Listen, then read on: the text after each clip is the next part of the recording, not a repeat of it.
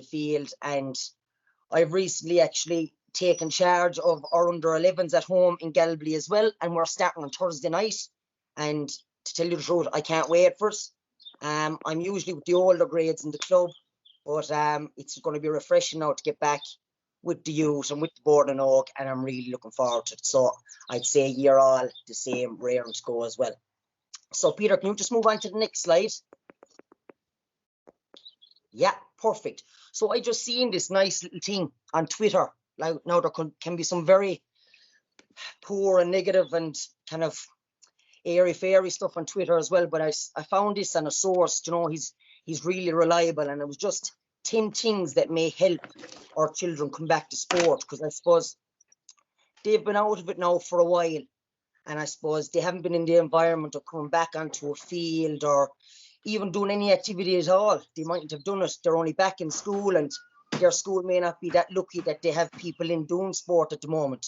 So I suppose the 10 big things, the checklist that would be great if we could, I suppose, bring into our session next Monday or Tuesday, whenever it is. The first thing would be smile. Make it a real pleasant experience for them coming back. You're really happy to be back. They're delighted to come back full of energy. So what I'd be saying is smile. Give a big smile and show how happy you are to be back. And that moves on to number 2 then, and it's simple thing, give a wave to the parents. Just to show it to the parents that, look, you're as happy as what they are, for them offloading them onto you, I suppose, but that you're there, you're ready to mind them for the hour, whatever it is, and that you're really happy to have them. Number 3 then would be ask the children how they are. And that leads on then to number 4, where you actually listen to the answer. So there's no point asking them and you're kind of fobbing them off, oh great. Listen to what they have to say. They've probably loads of stories for you. Probably haven't seen you in ages. So have a bit of time, have a bit of chat, and get them to start talking to you again. Number 5 would be start it off with fun. We always talk about making our sessions fun. Fun should be the core of everything. So start it with a fun activity. And what I would say is end the night on a positive with a fun activity. And you'll be on a winner straight away. They'll be eating out of the palm of your hands. Number 7 is important. So to be slow to correct. And what I mean by that is, as I said before, a lot of our children now, right, they have been out of training with a while. A lot of them mightn't have picked up the hurley in a while. They may not have kicked the ball in a while. So there's going to be a good few mistakes. So be slow to correct the mistakes for the first few weeks. Leave the errors happen. But be very, very quick to praise the good things. They might have worked on some fantastic skill that they're able to kick the ball over the outside of their boot, or, you know, they're able to flick the ball over their head and catch it again. Praise it. Be positive. And that's on to the next one. Be positive about it. Let them enjoy it. And the big thing, number 10, is encourage, encourage, encourage. And that should be a non-negotiable. And that's it. So, Peter, you can go on to the next one. Perfect. Yeah, thank you for that, Gary. So, is the next page up in the presentation yet? Yes. All right. So, basically what we're looking to do here tonight, we understand that in relation to COVID guidelines and return to play, that a lot of clubs on an individual basis have their stalls set out. You have your structure and you understand your approach in relation to safety and social distancing in pods and groups, and have your plans put in place in relation to this. So you have a fair grasp of understanding how to deal with this and what your approach should be. And what we want to get out tonight is we want to give you, basically we want to revisit the things that we covered in, let's say, our approach in relation to coaching, and fly over them, because really tonight is about our content, and it's about the games that we play and how we can manipulate them to make them do what we want. And we want to give you as many ideas as we possibly can, but also get the message across that a lot of us, we're all doing the same things, but there's small little things that change the game to put a different spin on it and keep it fresh. And how many different ways can we manipulate the games to do what we want them to do, and also broaden our horizons to the options we have. So before we move on to that, there are a couple of things we just want to run through in relation to how we approach, or a few little coaching tips in relation to the structure, introducing skills, demonstrations, how we apply pressure at different in different ways to different parts of the skill to allow for development in different areas. So ultimately we make the broader skill much stronger in relation to their performance of it and their competency levels when it comes to the skill. So here we're just aligning priorities. So everybody that comes to the pitch, whether it's a player, it's a parent, it's a coach, it's a GDA, anything, everybody has their priorities when they come to the pitch. And in relation to cohesion, how well we can align these priorities with each other is going to dictate the flow of the session and how well things go, or how well things are received and perceived. So in order to do that, we must look at, when we are coming to the pitch, we're coming to the pitch for a purpose. And what's our purpose? Our purpose is to train the group that's in front of us. So if our purpose is to train and work with the group in front of us and facilitate their participation in our national games and our sport and the thing that they love, I would feel in relation to coaching that it should be as much of a priority for us as coaches to align our priorities to theirs, as opposed to trying to fight the tide and trying to constantly get them to align with our priorities. And then once we go to meet them, once we give them that rope, it's easier to work over and back, and they can see where you're coming from in relation to the things you're trying to do with them and how it's going to impact the fun and their enjoyment levels, because ultimately competency will trump all. You're going to enjoy something you feel comfortable doing and you feel really, really confident performing. So in relation to players' priorities, their number one, and it always will be fun and enjoyment. They'll never ever come home from a training session saying, I enjoyed that too much, like I had too much fun, or I laughed too much. Never. In relation to the next thing, it's an incredibly important returning to play and returning to social settings from what we've just come out of in relation to pandemic. Is they need to meet their friends, and it's their social outlet. And it's the greatest pressure release valve that they could possibly hope to get, was when they walked back into school and they met their friends and they got back into their class and they were able to converse and engage in different ways with different people. And it's the very, very same when it comes back to the pitch. Allow them to take that breath, soak it all in and enjoy it. They're there to play the game they love. They enjoy it, they want to be part of it. They're there. Again, motivations for being there might be a little bit different across the board with our players, but ultimately competency will trump all. If we can make them as competent as we possibly can as early as they can, it will become, and it can become, the game that they love. And if it doesn't, it will complement the game that they love, or the thing that they love to do. So they want learning and a sense of accomplishment, and I have these separated from the top three because they may not be things that they're openly aware of immediately themselves. They're not coming down saying, I really want to learn something and I really want to go home with a sense of accomplishment. They may not seem above the surface priorities to them as players, but we know as coaches, it's really, really what's going to hit them in the gut when they go home. That little feeling of pride when they're succeeding at something. And also that they feel like they're part of something, that they can identify with their group and their friends and their club and their coach, and it's a place where they belong. Now, a lot of what we say in coaching priorities in the far side, and some of you might have different ones that you might add in or take out, but we just chose a little sample here. In coaches, we want a positive environment. We want to come down and we want to smile and laugh and joke, and we want to enjoy the time with the kids, absolutely. So that immediately aligns with the point directly across from it. From here then, our next two, we want to facilitate their participation. And in relation to skill development and fundamental movement skills, we want to get them to the highest level we possibly can. This directly relates to their priority in relation to playing the game they love. We facilitate their participation, and through concentrating and focusing on giving them the tools to play the game from a movement base and a skill development and a skill performance base, they get the opportunity to play the game they love. We session plan and we make sure that we're well organized as coaches so that all of the session flows as best they possibly can be, and even in the limited time we spend coaching, that we get as much bang for our buck as we possibly can. Our priorities were to have the correct equipment for each age group.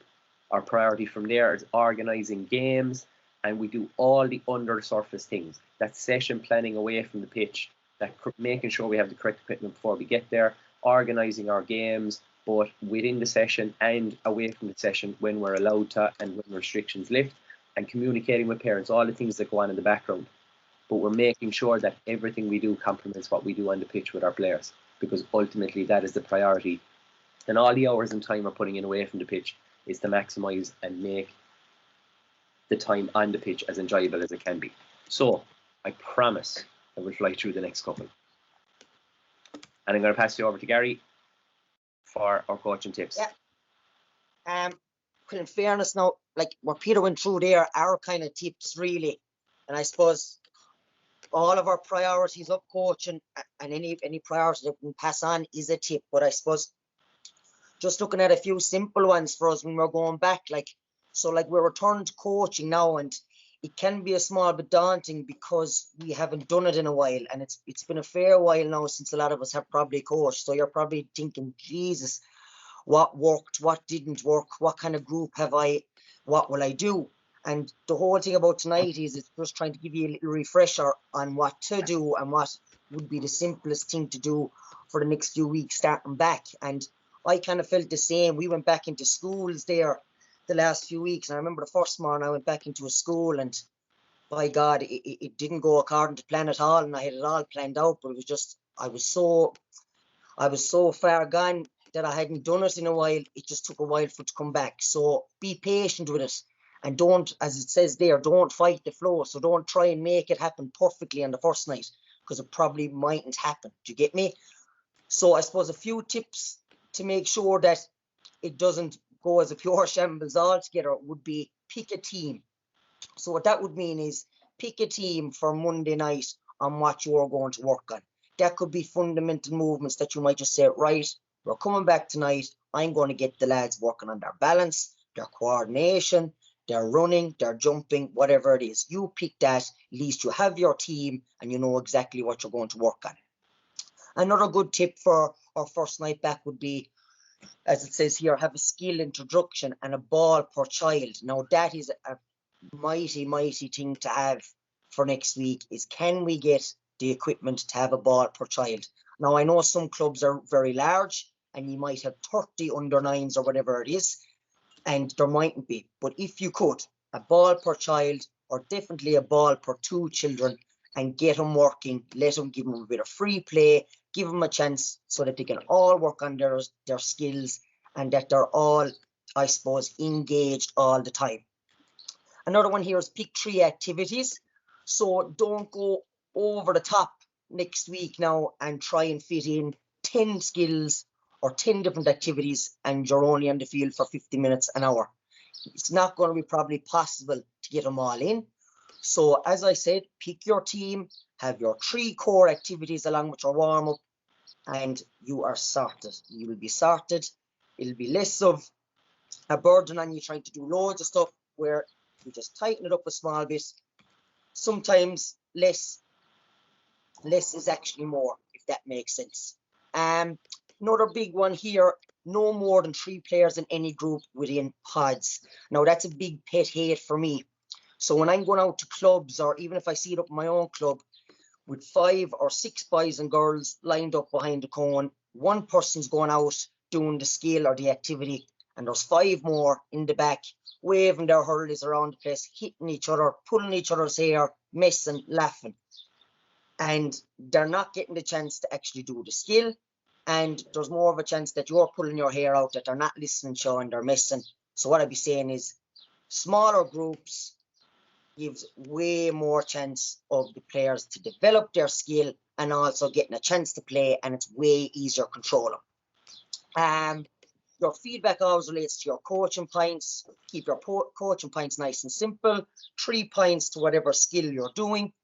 That should be enough. Don't overwhelm them, and provide opportunities for free play. So what that would be is, when the children are running to you now on Monday night, leave out all the balls, tip them out of the bag and say, lads, off you go. 2 or 3 minutes, ye do whatever ye want to do. Kick the ball over and back to each other, go over to the goals, kick a score, and on your whistle, you have 10 seconds to get all the stuff back into you, and you're in total control then. All right, they would be my top tips for next week. Okay, Peter, off you go. Perfect, Gary, thank you. Just following on from that, if we're looking for socially distanced activity, a ball per child and giving them an opportunity for free play for maybe 5-10 minutes of your session is naturally going to fall into that. They'll take a ball, they'll go to a goal, they'll start striking. There'll be space in between different players. You'll have your pods laid out anyway, so we won't be breaking our pods rule. And they'll be chasing their own ball in contact with their own ball, and you'll get an opportunity to stand back and see where they are yourself. So we're going to look at coaching a skill from scratch, and we're very, very conscious of the fact that, yes, we've gone through these in previous webinars, and we want to get on to the nitty-gritty. We want to get onto the activities as best we possibly can, but everything we do in relation to this underpins all those things. So it doesn't matter what game we lay out or how many games we have, if we don't nail down these things and make sure that these are our core key concepts in every single session, we're going to find that no game will solve what we're looking to solve. So coaching a skill from scratch, just a little run through that I usually do, or things that I usually use when I'm coaching in schools or in clubs. In order to gain attention, we just project voice, blow whistle, and count down to get the balls in around you in the bucket. And it doesn't matter whether they're 6 or 26. I was at training last night. We got a 5-second countdown. We got a 3-second countdown to have all the balls and everything back in. It just creates a little bit of urgency and gets us in. From there, then, there's always going to be a natural little bit of buzz, a little bit of excitement. There's going to be running. There's going to be balls bouncing. There's going to be a little bit of chatter over and back. Acknowledge that you're giving them 10 to 15 seconds, say what you need to say, get it out of your system. Bounce the ball, do what you need to do, solo it, tap it. But at the end of that countdown, what we're going to do is we're going to focus in on me for a short period of time so we can get into the activity we want to do, the game we're here to play. From there, then, it becomes a 1, 2, 3, all eyes on me. From there, it's just a little kind of trigger, a little tag to gain attention. 1, 2, 3, all eyes on me. And the key point after this is your limited window of attention begins. We're not going to get a 5, 6, 7 minute window to get a demonstration across. And we shouldn't look for it because that's going to reduce participation levels. That's going to reduce time on the ball. From here, we name the skill and we explain it. Name our skill, our solo. Explain the skill. We use it to gain ground in a match. We use it to carry the ball as far up the pitch as we possibly can, or to use it to get ourselves out of trouble in order to allow us to play a pass. 20 seconds, we're on. We demonstrate the skill, and we're clear on our language at the teaching points. We pick one for our head, we pick one for our hands, and we pick one for our feet. So if we were to talk about the solo in Gaelic football, it's head over the ball, same hand to same leg. I want your toes to your nose, and you're dropping the ball and popping it back up to hip height with a little toe tap. You're aiming for the base of your laces every time you drop, and it's back up into your possession every time. They get 2 or 3 key points. They might take one of them. But the real coaching is done when we get our chance to go around to them individually and we build and build and build. We layer on top of the part that they're doing really, really well. From there, then, we move to an activity. Then a short demonstration. We're not battling for their attention. We're not battling for their focus because we understand that the real coaching is done one-to-one. The real help you can give them will not be getting a chance to have 20 of them standing around you and battling with 5 that aren't really fully paying attention while 20 are standing there watching. It's the coaching individually one-to-one. They want to be active, they want to play, they want to move. So we move to our activity then. Everybody has a ball, we're soloing inside the grid. And from there then, I get my chance to coach.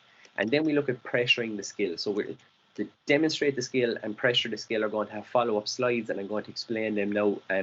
But from there then, it's important to debrief. We revisit, we re-coach, and we retest. Things change. Certain skills fall out of practice because we focus on practicing other skills. So we constantly revisit, we constantly re-coach and reinforce those really clear messages and that language base that we've built from just keeping our language simple and our coaching points clear.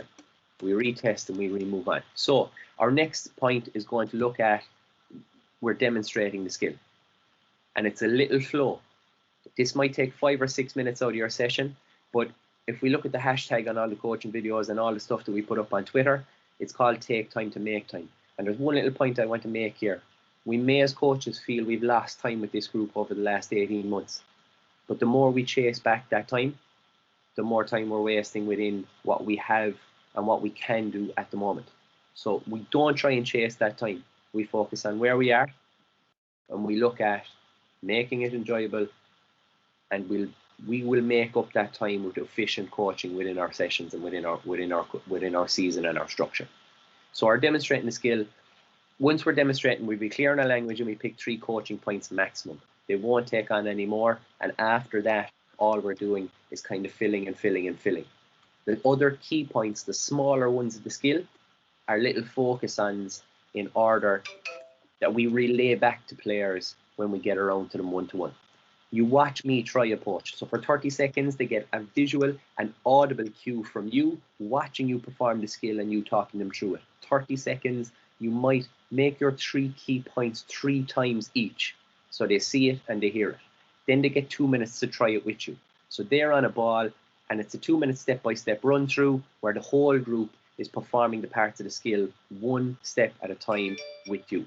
From there, you get a try for me approach. You give them 4 or 5 minutes with their ball, or as much time as required, and you get around one-to-one with delivering feedback and helping them. And sometimes you can just let them play, take a step back, give no feedback, and let them figure it out as best they can themselves. From here, you get a 30-second feedback to the whole group. The focus on points for the players that might reinforce the coaching points we gave, or add 1 more coaching point to the layer that the whole group will focus on. And we can word it along the lines of, if you struggled with this part of the skill, try this and see does it help you, and then just let them and see will it work. And if they ask for help, we always will be there as a lending hand. But they will get more, or you will get more coaching kudos out of the help they look for, as opposed to the help that you impose on them.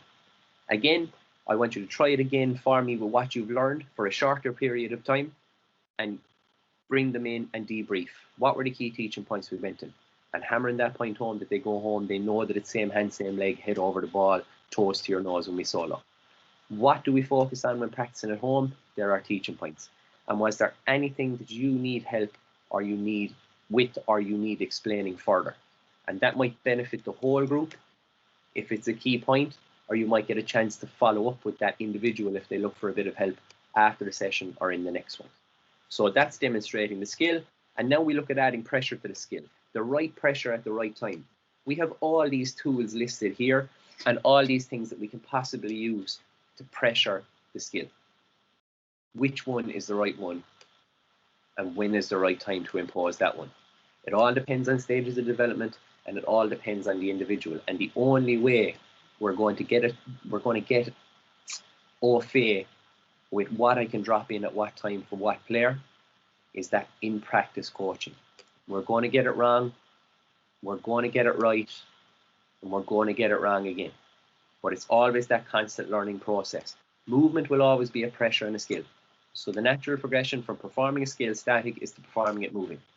From here then we can add precision. And if we look at a row lift or a jab lift, what I usually do is I give 3 levels. I would like you to catch the ball at chest height, and that's level 3. If you're comfortable catching it at chest height, I want you to try and catch it hip height or below, and that's level 2. Level 1 then is below knee for a jab lift or a row lift, so we're getting lower to the ground, we're building that fine motor control, and we're developing that skill, adding a precision element to it. And then the final level, elite level, is down by the ankle and move. So combining movement and precision with a key focus and a target. Time pressure will always be a major winner, with most kids between the ages of 8 and 11 probably. 10 seconds on the clock, 30 seconds on the clock, 45 seconds on the clock, 60 seconds on the clock. It's measurable, it's attainable, and it's individual to themselves. It's a core score that they take home for themselves. From there then, stuff like competing for a ball, we look at passive player pressure. You're not allowed tackle, you are not allowed make contact with the player, but if you can knock the ball away clean, you can. So it gets them making a decision. I can't tackle, I can't make contact, but if the solo slightly gets away from a person, if they roll lift it or jab lift it and it comes away from them or pops up very high, I can knock it away. And it's a key tackling focus for themselves, but it also gives the player an opportunity just passively to perform the skill, where we're gradually increasing the pressure. Fun game pressure. There's no direct competition, but extra bodies in a given area with a task or a time pressure, and it can be individual or team based. So we look at rob the nest. There's loads going on, there's decisions to be made. I might get a little bump that was completely by accident from another player trying to get a different ball around me. Once I receive the ball, I must make a decision on the quickest path to where I want to go. And there's all these different factors added into the game. And the more decisions we have to make, and the more outside stimulus, the more pressure that's involved. Full player pressure, 1v1s, 1v2s, 2v1s, and 3v1s, depending on the level of proficiency within the player themselves and the skill they're performing. We look at full player pressure competing for one ball or racing to one ball. These are all tools that we can use. And then moving on, we look at a game scenario. We can change our game in a number of different ways to make it do what we want it to do. The game is our servant, it's not our master. So we look at small numbers in a large area. That will allow them time, if we need it, depending on the stage of development they're at, to self-correct, to organise themselves physically to perform the skill, but still get it performed in a game scenario. It might afford them an extra 2 or 3 seconds to perform the skill, but if a skill outcome is what we want in that game, this is what we must do in order to set them up to be successful. We can gradually reduce that size or add players in, like we look at the game scenario, smaller numbers in a small area, medium numbers in a larger area. We have all these options of how we configure our game, all the way leading up to a full game in your given age group. So pressure is perceived. Pressure is our perception of where we feel they're at with their perception of what's going on around them and their own skill levels within that. We're looking to not just challenge, but we're looking to assist also. And pressure does both. It can challenge, but it can also assist. So I'm going to pass you back over to Gary for moving on to session structure. But they're just a couple of things just to be conscious of, that you have an awful lot more tools in your arsenal than you may feel. And if there's one thing or 5 things you can take out of those slides and that demonstration key, it might be the key to unlocking the door for the next level of skill for your player and your group. Lovely. And thanks, Noel, for looking after the questions there as well. I was actually just going to get onto it about the skill cards that you'd find on learning.ga.ie. It's actually a great resource, lads. We might talk about it again at the end, maybe, Peter, where they can get a lot of this stuff. The GA, in fairness, very good resource. You can go on it, you can plan your sessions on it, it gives you activities on it, it gives you the key teaching points on all the skills, and there's little skill cards as well, and they're really, really good. So I think Noel answered that question in the box anyway. So we're on to our session structure, right? And there is plenty of ways that we can structure our sessions. Absolutely loads. There's loads of right ways. I wouldn't even say there's loads of wrong ways, because I suppose what's right is what's right for you and what you feel comfortable with doing, and what's good with the particular group that you have and what works best for that group. So the ones that I go through now might work specifically for your group, but I suppose it's all about trial and error, and it's all about finding what works best. So in the first left-hand corner up at the top, we see coach to player ratio. And that's a question we get asked an awful lot on these webinars. And we've been through it a good few times, but look, there's no major panic on going through it again, because it is important. So we would always say that 1 coach to every 8 to 10 kids is probably what you're looking at, I suppose, and especially at this age, 8 to 10. If it was under or 5s or nurseries or 7s, I would say go 1 to 6. 1 to 6 would be very, very manageable for that age group. But I suppose for tonight, for our specific age group of under 9s to say 11s, 13s, I would say that an excellent coach-player ratio would be 1 to 8 or 1 is to 10. All right. I think that you'll be putting yourself under serious pressure if it's any more than that. It'll be manageable, as Peter done out this now in fairness, and he said it would be manageable to do 13 to 15, but 8 to 10, that's what we recommend. In terms of session structures, I have 4 main ones here in front of me, right? And I suppose the traditional way that we would usually go about our training, it's the way I was trained, and that's not even so long ago, because I'm still young, thank God.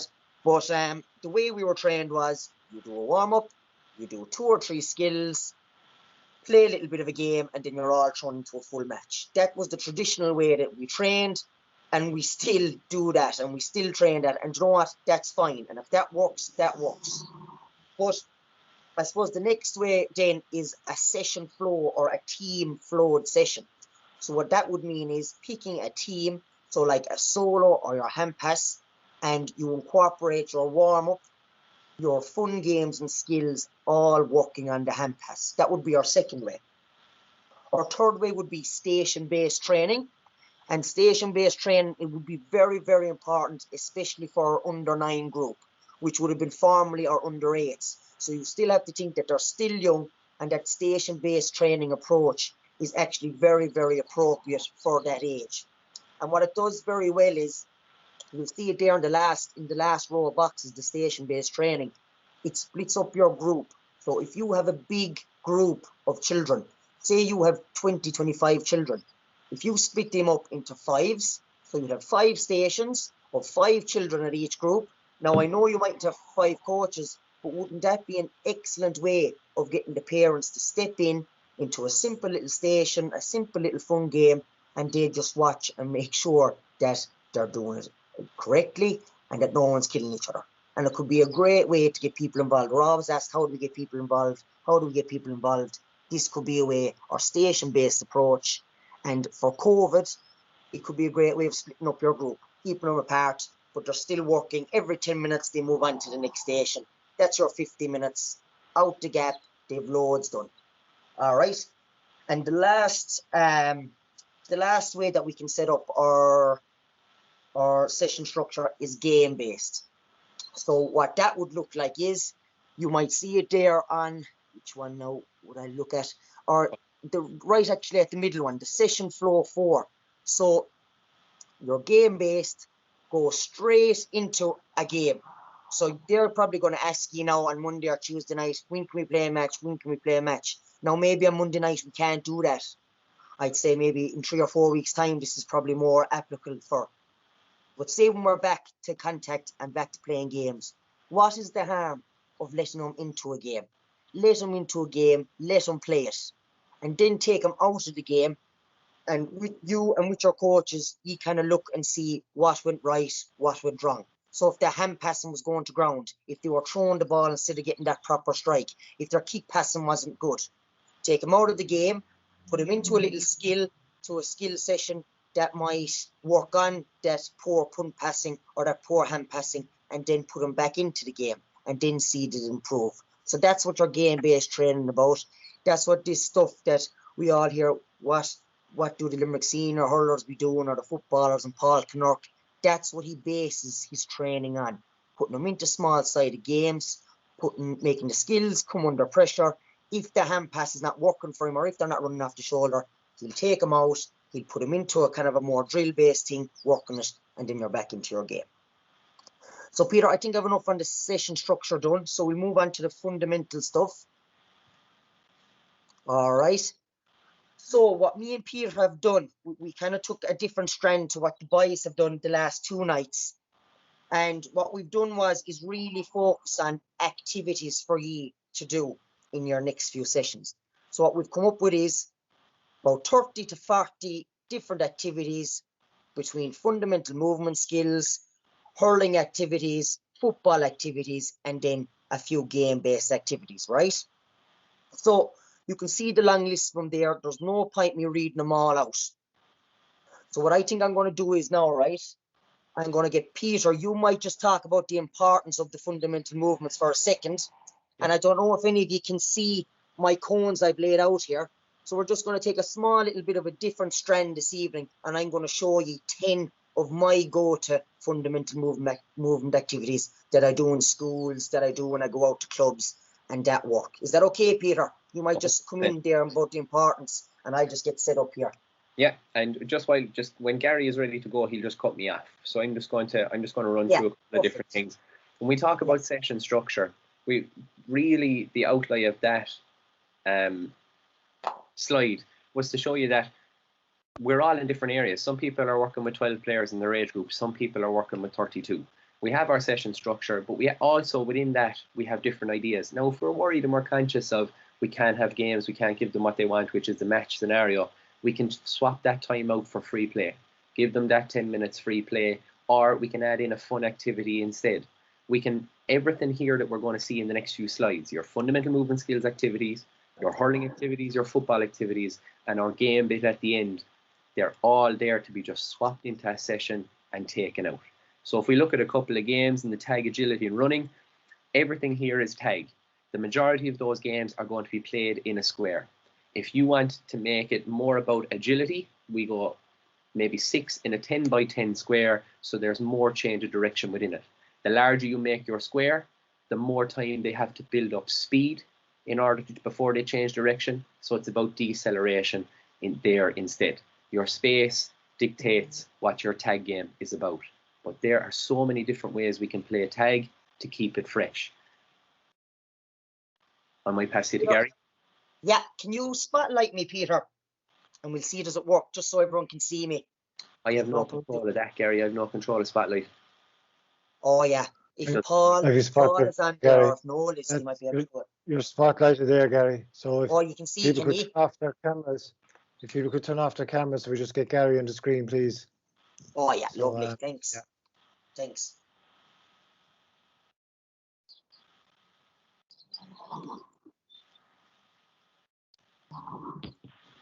Can you see me anyway, Peter? I can now. Lovely. Okay. So, lads, I have cones scattered out, right? Hopefully you can see them. There's red, white, and orange cones scattered out. They're randomly just thrown out, right? And the first little game, or my first fundamental that I'm going to work on tonight, is agility, right? And we just talked, Peter just talked there about agility, about putting them into a square, tight square, getting them moving after left and right. And when I think about agility, I always think about Graham Mulcahy. Graham Mulcahy is the most agile hurler I've seen in my time. Now, I'm only 24, 25. There's definitely more agile hurlers that I haven't seen. But I always say Graham, anytime I'm coaching young lads, always look to Graham Mulcahy about agility. So the first game is evade the traffic cones. So I have my traffic cones laid out, and all I want the children to do is run in around, pushing off their left and right foot. So I'm going to do it now. Running in, left, right, in through the cones, in through the cones. And the big thing is that we don't touch any of the cones when they're going around it. So we're going left and right, try not to touch the cones, and that's working on your agility. Now, so staying in the same area, right?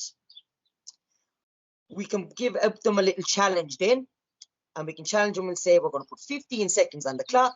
How many cones can you get to in the 15 seconds? So I'll put the 15 seconds on. You're going to see the speed move up dramatically, and you're going to see them more pushing from left to right. So I'm going to do it for 15 seconds. So 15 seconds, off I go.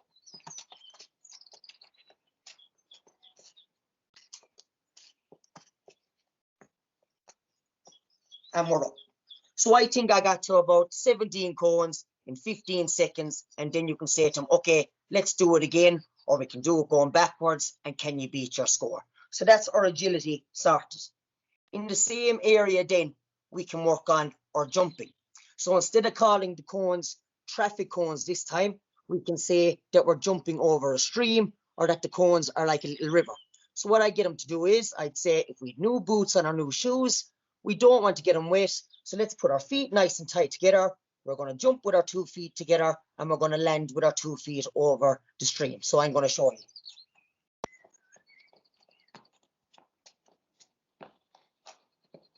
So jumping with your 2 feet together, landing with 2 feet, and we'll spring off to the next one.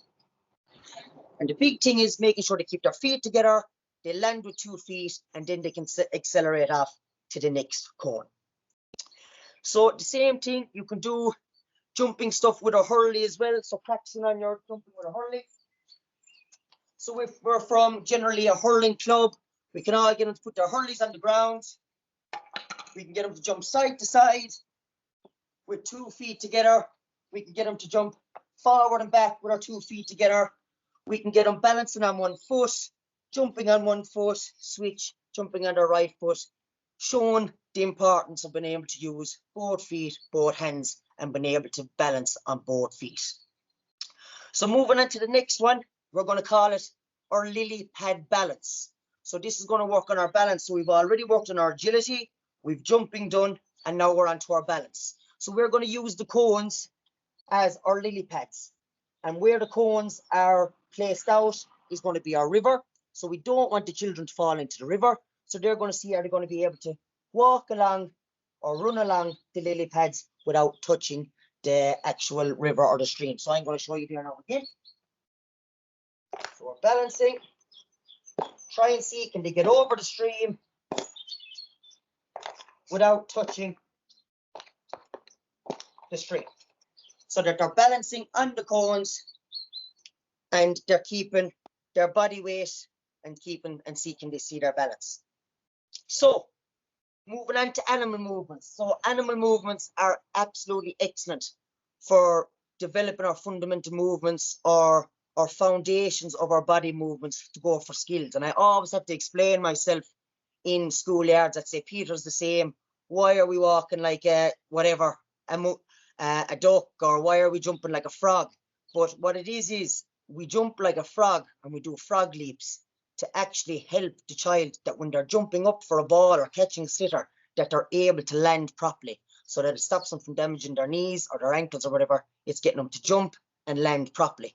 So different animal movements we can do is our duck walks, or frog leaps, ask them to be a giraffe, so getting them up onto their tippy toes with their arms in the air. Are they able to balance on their tippy toes and walk around with long strides? A flamingo, so a flamingo stands on one leg and he's able to balance. How long can they balance for? A crab walk and bear crawls, and this is going to keep them having a solid structure, engaging their hips, getting them to be able to bend their knees and their hips, things that they're going to need to do when they rise the ball or crouch lift the ball. So that's why we do our animal movements. The next game is for our coordination and our reaction. So it's called head, shoulders, knees, cone. So I'm going to show you this one here now.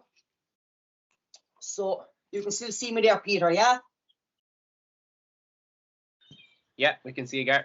Perfect. So I'm going to have a cone. So I'm going to pretend now I can see Peter. So I'm going to pretend that Peter's against me in this game. So I'm going to put the football on the cone. And we're going to get the children to do different exercises. So I'm going to ask them, can we tap our heads? So we tap our heads, heads, heads, heads, heads. Knees, knees, knees, knees, knees. Toes, toes, toes. And when I blow the whistle, the children have to react, to get down, and whoever picks up that ball first is the winner. And I just so happen to win that because Peter's reactions are not good tonight. All right? So that's a good one for reaction. It could be a great one actually to start the session because it's a bit of fun, bit of competition. They'll love it. All right? But you're still working on a very, very important thing. The next one then I call copycat. And that's a reaction game as well. So you put them into pairs. You will get them to give themselves a number 1 or 2. Let the number 1s be in charge first. And what the number 1 is going to do for 30 seconds is they're going to be in charge of the activities or the movements that they do. So they could do jumping jacks, they could skip side to side, they could run backwards and forwards, high knees, do any of the animal movements, and the number 2 is going to have to copy. Do you get it? And then we'll switch the roles. The number 2s then will become the leader, and then the number 1s become the copycat, and it gets them working on all the movements that you've probably done in the session already, but you're getting them into control. The next one is rock, paper, scissors, tag. Now this is a lovely fun game as well. That's a bit of coordination involved as well, right? Peter, I'm going up against you again. All right.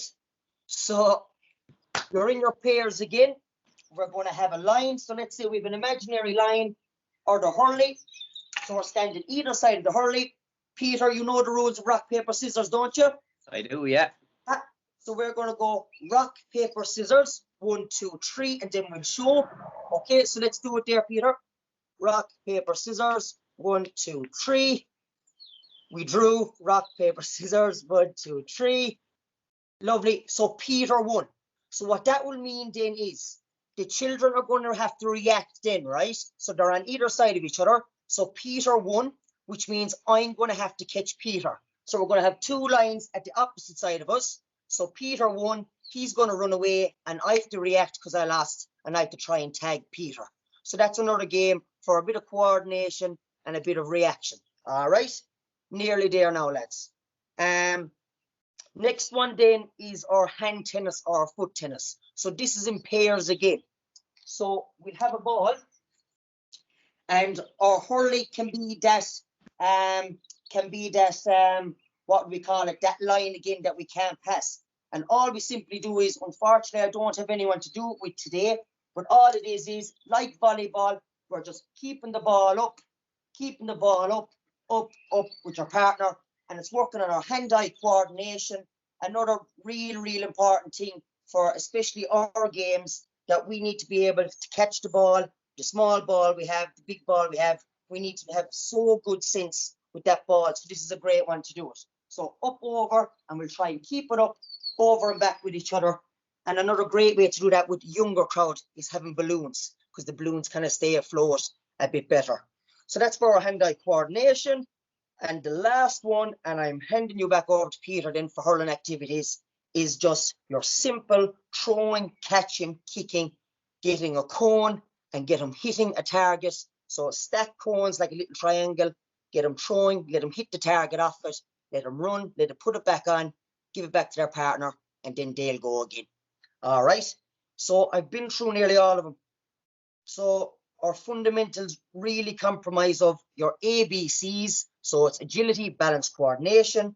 Then your running, jumping, throwing. So we have games with our running, jumping, throwing. And then your CPKs, which are your catching, passing, and kicking. And I think I've gone through a good few of them there. So that's 10 different ones that you can use next week. All right. So Peter, off you go. So you can go back to the thing, the presentation. Perfect. Are we presentation back in the screen there, Gar? Yeah, lovely.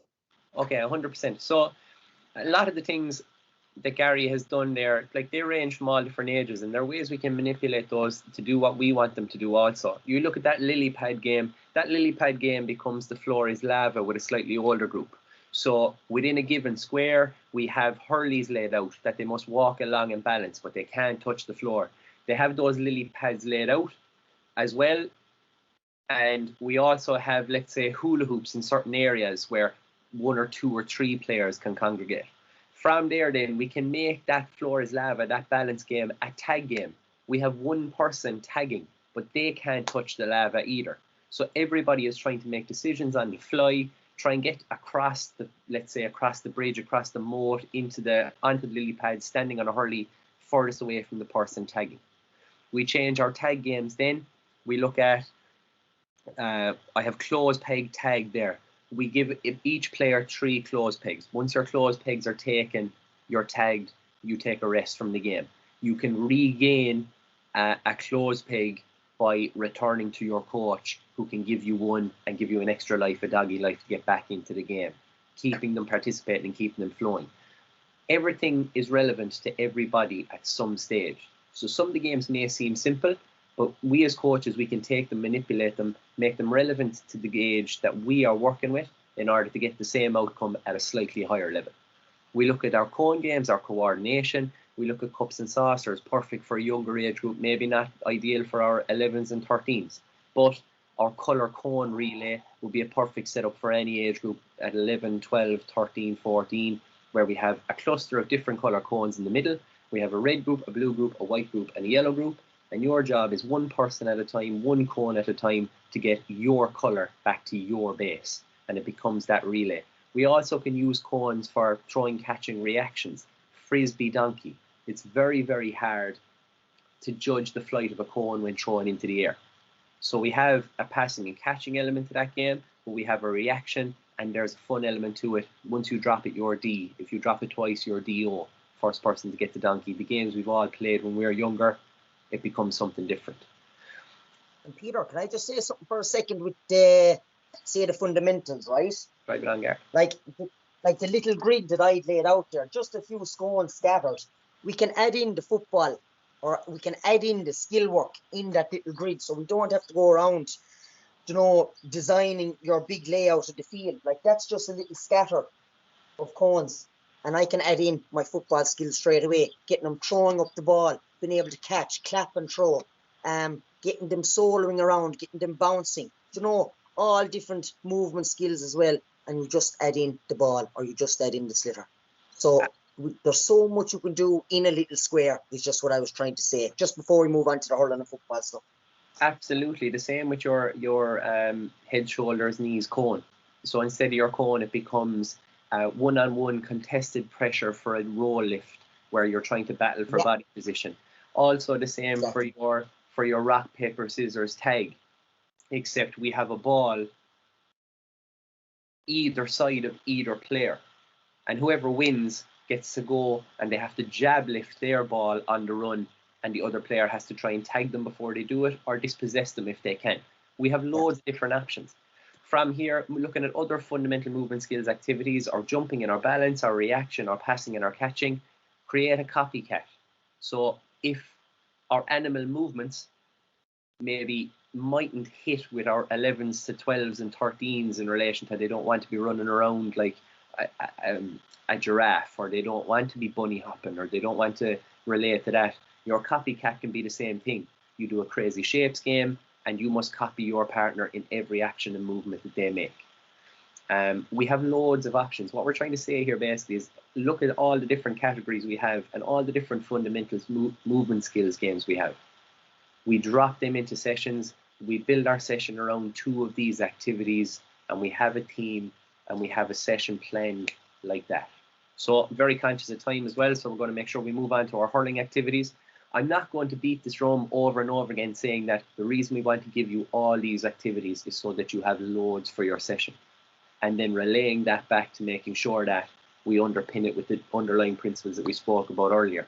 But if we look at striking, every game there that we play, maybe bar 1 or 2, can be played on both ground strike and striking from the hand.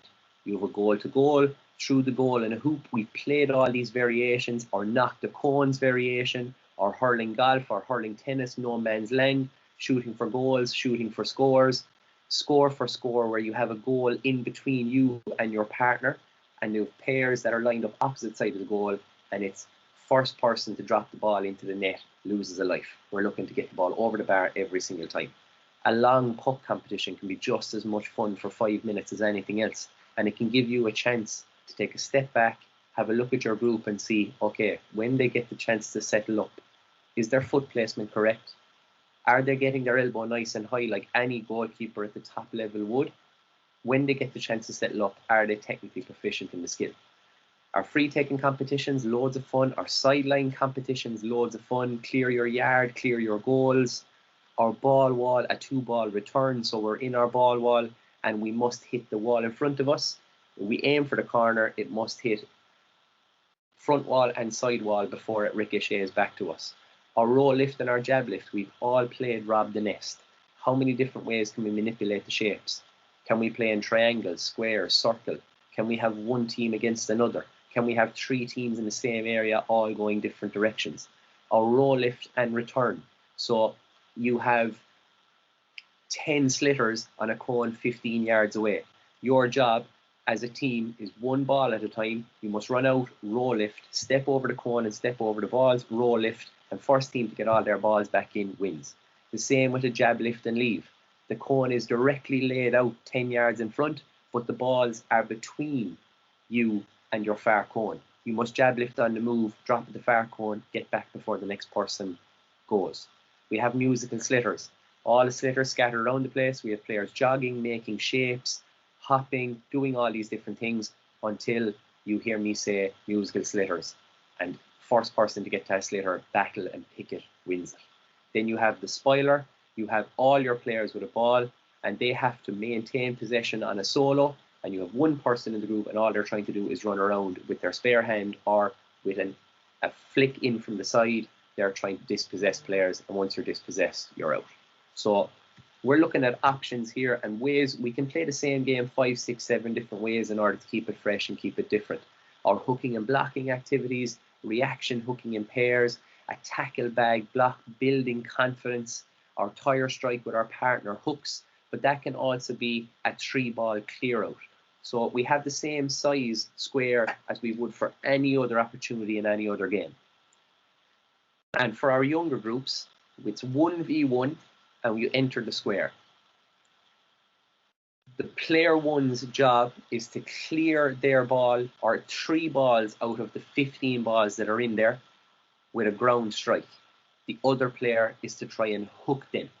So they get 3 attempts to clear 3 balls. And it can be in a given allotted time, and we're working on the hook of the trailing player. That can be the same for striking out of the hand. They must jab lift, move, get their strike off before they're hooked, or just get the ball out of the square.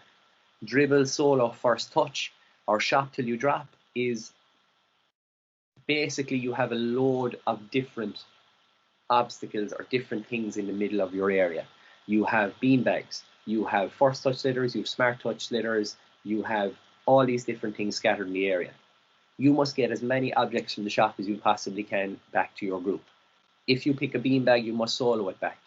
If you pick a slitter, you must strike it back to a partner that's waiting for you to come back at the group. So that keeps everybody engaged. But again, we've just given you a few ideas of what you can do here. You can touch base with us and we can give you these ideas or anything you want to run by or any questions you have in the chat, we can take them at the end. But what we're basically trying to say is we have no shortage of activities here, none whatsoever. And there are so many ways you can play the same game in order to make it relevant to your group. And the help is there. You can absolutely reach out at any point in time. So I think that's all our hurling activities covered. Gary's going to look at the under 9 and 11 pathway, and he's going to cover football skills as well. Yeah. So lads, we are on the hour, and it's very unfair now to keep you much longer, right? So I suppose all this is going to be sent out anyway. So I'm going to go through it, I suppose, in the quickest way I possibly can without neglecting anything either. So we're with predominantly under 9 and 11 players. All right. So what are the main things we need to do for our under 9 and under 11 players? So what are the main skills we need to look at? So I've listed them down here, or hand pass, or kick pass, or toe to hand solo, or sidestepping. Tackling comes into it now with our under 9s and 11s. You're blocked down, and you're going to start working on shooting. And I suppose the big one actually at the top there is the pickup. Especially with the boys, they need to start picking the ball up properly, getting their toe under the ball. And the big thing with this age group as well, are under 9s and 11s, that all these skills that I named out, that there's a greater emphasis on being able to do it off your left, being able to do it off your right, and also there's a greater emphasis now of performing the skills while moving. And that is the big thing at this particular age. So Peter, can you just flick nice and slowly through the slide just to show them different activities I have? So if we had a team session, right, and I went tonight, right, the boys played a little challenge game or a little game amongst ourselves the other day, and the hand passing just wasn't the best. They weren't getting that proper striker connection with the ball. Some of them were throwing it. Some of the hand passes were dropping on the ground and not going to the chest. I team my session to the hand pass. So you see it here, right? If we start from right to left, so I always start my sessions off with a fun game. So the fun game here is with the hand pass. So that one team hand passes clockwise around the square, and the other team goes anti-clockwise, and the first team to come back and meet in the middle is the winner. So that's your fun game, but you're still focusing on the actual hand pass. If the fun game went well or didn't go well, you can bring them into a skill. So you see your intermediate drill. So you're after going for a fun game into a drill. Then you're going back into a fun game there at the bottom left-hand corner. And then you're going into a modified game or a condition game where they're practicing the two different fun games and your skill in a modified game.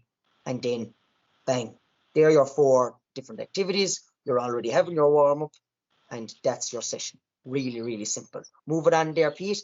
So it's the same thing with the crouch lift. You have your fun game into a drill, back into a fun game, and then make a modified game. And then look, you have your key teaching points there as well on that slide. Move it on, Pete. Good. Same with your punt kick. That's lovely.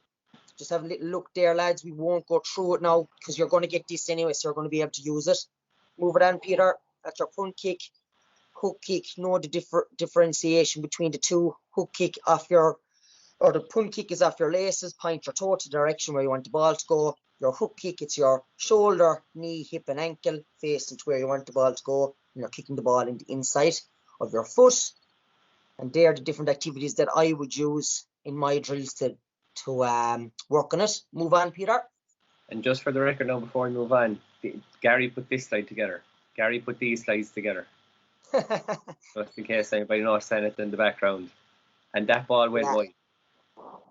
He mightn't be the best fella to hook kick the ball, but anyway. Then we're going on to our solo. So we have our fun game at the bottom again. So start off with your fun game. It's like a little game of bulldog, but it's a bulldog game and it's an evasion game where you're soloing across the line and the other team have to stop you from soloing. And then you go into your drill. So your crazy solo. So you're soloing around like the spirals of a wheel. And then you have a gameplay drill where you're trying to solo and score a goal. And there's a bit of opposition there as well for you. Move it on, Pete. Into your tackling. Now, I suppose our tackling's going to have to wait for a little while because we're trying not to, I suppose, have too much contact. But we've done an excellent tackling webinar there. I'd say it's nearly a month ago now, Peter, is it? I think so, all yeah. about tackling. It's up on YouTube, on our YouTube, Limerick Coaching and Games. Hurling and football tackling sessions are done. Real worth a look now in about 3 or 4 weeks' time when we actually get back to doing a bit of contact again, and there's activities on that as well. Move it on, Pete. Near hand tackle, lads. Same flow, same team to it all. You have your fun game, then your basic drill, and then you have your game-based activity and your key points for your near hand tackle.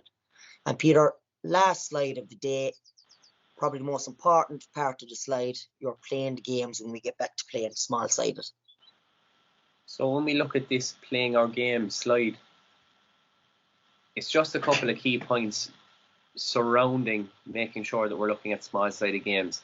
And this is a drum I feel absolutely anybody that's been a regular attendee to these webinars, you will know that this is a drum that we are beating to death.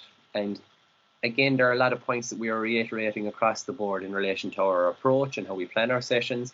But the energy won't always be there. But the consistency can be, in the sense that we get our messages clear, we get ourselves well organised and sorted earlier on. We know exactly what we're doing. We're constantly trying to learn and find a better way to do things without that coming across to the group we're working with. But it's the same with small-sided games, in the sense that we're looking for contacts. We're looking to manipulate a game to make it do what we want it to do in order to create the outcome that we're looking for the group we're working with. So small-sided games being at the centre of everything. Your 2v2s, 3v3s, 4v4s, 5v5s, with some general rules of thumb on the outside. And I'll just run through them very quickly. Your player's age is the max number of participants, particularly within a training session, that we should be looking to have in a game construct. So if they're 8 is the max number. If they're 10 is the max number. If they're 12, I wouldn't even be playing a 12-a-side game. I'd be aiming below this. I'd be constantly trying to aim below their age, but their age is your max out number. Our use of space. Look, this is what a larger space will allow more time to perform the skill, as we alluded to earlier on, but it will also create greater aerobic demand. So if we want players covering ground and we want to make it a little bit more difficult in that physical aspect of the game, that's another benefit to playing in a large area, like even slightly bigger than you would feel is relevant to the game. It's going to add something to it. If we have a problem in the sense where players are bunching, or we're worried about bunching, that game will naturally open out as players get a little bit fatigued. So if bunching is going to happen, it's going to happen early. But as the game opens up, the scope for coaching and the scope for participation on our part and on the players' part is going to open. The smaller the space, we put more pressure on the performance of the skill. So they have less time to self-correct and configure themselves in order to perform the skill, because they have pressure on them immediately. This is why applying pressure earlier on, when we're talking about passive player pressure, full player pressure, fun game pressure, is going to put us in a situation to prepare us for these game scenarios, which is ultimately what we want to do. Greater agility and change of direction demands, because you're forced to correct, move, configure and play. Our zones striking the balance between positional awareness and making the right decisions. Some coaches have a confirmation bias in the sense that I can't get my players to hold their position. But if we're adding zones into games, we want it to be the case that they make the right decisions, that players aren't hesitating.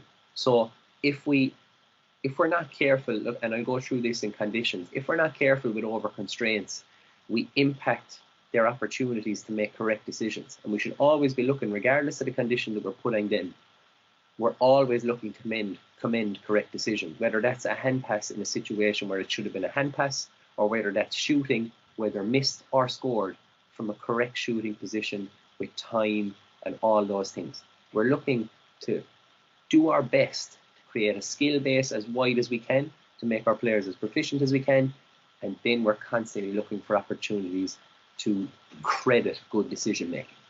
If we look at when we're adding conditions, these are just a couple of staple rules. Relate the condition to your skill team. Add a roll lift segment into the game that we're playing. You are only allowed roll lift. We play that game in a small area, kind of, I won't say forcing players, but putting players in positions where they have to get over a ball in order to set themselves up to roll lift, to move.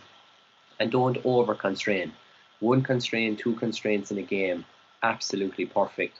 Like I said, we don't want to just inhibit a correct decision or put hesitation in our players by them not wanting to leave a zone. But if we change that constraint to you must always start within this zone. So you play as the ball comes to you. If you leave the zone to go and perform a skill or go and win a ball, that's perfect. But once you're not involved in the play, I want you to return to this zone so you can get a picture of what's going on around you. We reward the behaviours, we reward the behaviours that we want to see. If that's hard work, if that's hooking and blocking and tackling, if that's creating opportunities by running off the shoulder, if that's a little bit of individuality in what we're doing, if that's someone trying something in a game that's maybe not even a little bit flashy, but shows them thinking outside the box in order to solve the problem that's being posed to them, we will commend these things, and I would always commend that. Mistakes are not a big problem, particularly at these young age groups. And if they solve your game in a way that you hadn't anticipated, this means that they're thinking and they're engaged, and that's always a positive. So instead of changing the game in order to try and make it difficult for them again, I would play that game and try and make what they have done to solve it more efficient. I'd give them another opportunity to play the game with the solution and practice it, as opposed to trying to change it because they solved it and got it right. So again, very conscious of time. We're probably pushing the hour and 5 mark there now because we started at 5 past. But basically what we're trying to say is we have loads of options and we have loads of opportunities to change the flow, to make it fresh and keep it fresh. There are always options there, and it's not going to be perfect. The session may not be perfect. The players won't be perfect every time. You won't be perfect every night you go out to the pitch. But we're always chasing self-improvement. And we're always looking for opportunities to see, can we make things as good as we possibly can in all facets for our players. So once we have that focus, and once we're conscious that mistakes are going to be made, and it's not going to be perfect all the time, that's the real preparation for the chaos that is the game they're going to end up playing anyway. So we've come to the end of that session. On behalf of myself and Gary, we'd like to say thank you. We'll take any questions you have, and also there are our emails at the end if you want to take them down, if you want to touch base with us to have a question about any particular game, or if you're going through the PowerPoint and one of the games stands out to you that you haven't seen or played before and you'd like it explained to you, that's what we'll be here for. So thank you so much. I'll pass you to Gary now. No, that's it. As we said, an hour and 5, hour and 10 minutes is more than enough. Look, lads, all we want to try and do is give you, we've been through loads of stuff before, but tonight was just activities, make it a small bit easier for you when you return next week or for the few weeks ahead. Hopefully we give you activities that you can use and Hopefully we'll see you physically on the field very, very soon. And thanks, lads. If there's any questions, we'll try our best to answer them.